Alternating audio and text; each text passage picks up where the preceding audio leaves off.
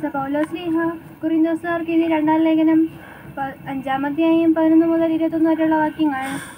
കർത്താവിനെ ഭയമുള്ളതുകൊണ്ട് തന്നെയാണ് ഞങ്ങൾ ജനങ്ങളെ പ്രേരിപ്പിക്കുന്നത്. ഞങ്ങൾ എന്താണെന്ന് ദൈവത്തിനറിയാം, അത് നിങ്ങൾക്ക് നന്നായി അറിയാമെന്ന് ഞാൻ വിശ്വസിക്കുന്നു. ഞങ്ങൾ വീണ്ടും ഞങ്ങളെ തന്നെ നിങ്ങളുടെ മുമ്പാകെ പുകഴ്ത്തുകയല്ല, പ്രത്യുത ഹൃദയം നോക്കാതെ മുഖം നോക്കി പ്രശംസിക്കുന്നവർക്ക് ഉത്തരം നൽകാൻ നിങ്ങൾക്ക് കഴിയേണ്ടതിന് ഞങ്ങളെപ്പറ്റി അഭിമാനിക്കാൻ ഒരവസരം നൽകുകയാണ്. ഞങ്ങൾ ഉന്മത്തരാണെങ്കിൽ അത് ദൈവത്തിന് വേണ്ടിയാണ്, ഞങ്ങൾ സംസ്ഥരാണെങ്കിൽ അത് നിങ്ങൾക്ക് വേണ്ടിയാണ്. ഒരുവൻ എല്ലാവർക്കും വേണ്ടി മരിച്ചുവെന്നും അതിനാൽ എല്ലാവരും മരിച്ചുവെന്നും ഞങ്ങൾക്ക് ബോധ്യമുള്ളതിനാൽ ക്രിസ്തുവിൻ്റെ സ്നേഹം ഞങ്ങൾക്ക് ഉത്തേജനം നൽകുന്നു.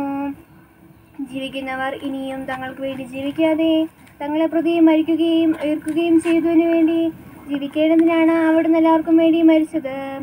അതിനാൽ ഇപ്പോൾ മുതൽ ഞങ്ങൾ ആരെയും മാനുഷികമായ കാഴ്ചപ്പാടിൽ വീക്ഷിക്കുന്നില്ല. ഒരിക്കൽ ഞങ്ങൾ മാനുഷികമായ കാഴ്ചപ്പാടിൽ ക്രിസ്തുവിനെ വീക്ഷിച്ചിരുന്നെങ്കിലും ഇനിയൊരിക്കലും അങ്ങനെ ചെയ്യുകയില്ല. ക്രിസ്തുവിൽ ആയിരിക്കുന്നവൻ പുതിയ സൃഷ്ടിയാണ്. പഴയത് കടന്നുപോയി, ഇതാ പുതിയത് വന്നു കഴിഞ്ഞു. ഞങ്ങളെ ക്രിസ്തു വഴി തന്നോട് രമ്യതപ്പെടുത്തുകയും രമ്യതയുടെ ശുശ്രൂഷ ഞങ്ങൾക്ക് നൽകുകയും ചെയ്ത ദൈവത്തിൽ നിന്നാണ് ഇവയെല്ലാം.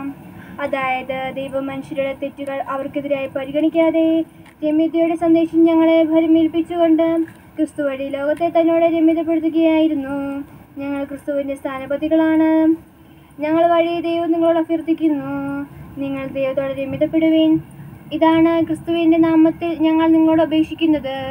എന്തെന്നാൽ അവനില്ലാം എല്ലാവരും ദൈവത്തിൻ്റെ നീതിയാകേണ്ടതിന് പാപമറിയാത്തവനെ ദൈവം നമുക്ക് വേണ്ടി പാപമാക്കി. ദൈവമേ സ്തുതിക്ക് യോഗ്യമാകുന്നു.